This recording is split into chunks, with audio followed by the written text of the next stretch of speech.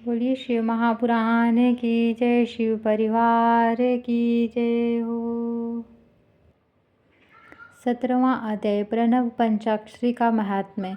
ऋषियों ने कहा, हे महामुने, प्रणव एवं षडलिंग का क्या महात्म्य है तथा शिवजी की भक्ति पूजा का क्या विधान है, हमें सुनाइए। सूत बोले, हे ऋषियों, ये आप लोगों ने बड़ा उत्तम प्रश्न पूछा है। इसका उत्तर तो श्री महादेव जी ही जानते हैं, अन्य नहीं। फिर भी शिवजी की कृपा से मैं कहता हूँ, श्री शिव जी हमारी और आपकी रक्षा करें। प्रकृति से उत्पन्न हुआ संसार को नौका स्वरूप है, इसलिए पंडित इसे प्रणव कहते हैं। प्रपंच ना कह नहीं, और वह तुम में अर्थात तुम में कुछ प्रपंच नहीं है, यही प्रणव का अर्थ है।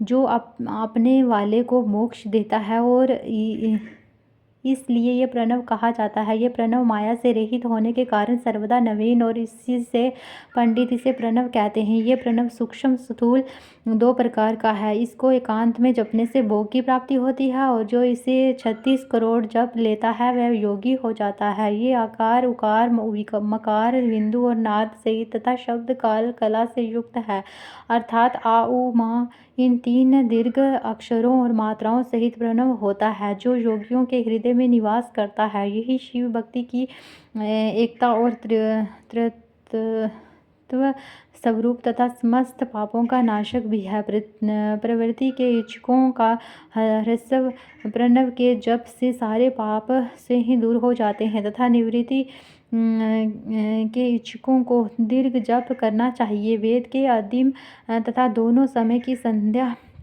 वंदन में सर्वप्रथम ओंकार का प्रयोग करना चाहिए। प्रणव के 9 करोड़ जप से पुरुष शुद्ध हो जाता है, फिर 9 करोड़ जप से पृथ्वी का जप, फिर इतने ही जप से तेज का, इतने ही 9 करोड़ जप से वायु का, और 9 करोड़ से गंध आदि का जप होता है। ये ब्राह्मणों, नित्य सहस्त्र मंत्र जप करने से ओंकार से प्रबुद्ध हो शुद्ध योग को प्राप्त होता है। फिर जितेंद्रिय होकर जो 105 करोड़ प्रणव का जप करता है वह पंचानव से बाहर शिव लोक को प्राप्त होता है, जहाँ राजमंडप, उत्तम नंदी का स्थान और तप रूप वृषभ के दर्शन होते हैं। जहाँ नंदी का स्थान है उसके आगे के शिव वैभव को कोई नहीं जानता। वहाँ नंदिकेश्वर बाहर स्थित होकर पंचाक्षर मंत्र की उपासना करते हैं। महात्माओं का वाक्य है कि शिवलोक की जानकारी बिना शिव की कृपा के नहीं होती। जो ब्राह्मण और गुरु से प्राप्त कर शिव पंचाक्षरी का 4 लाख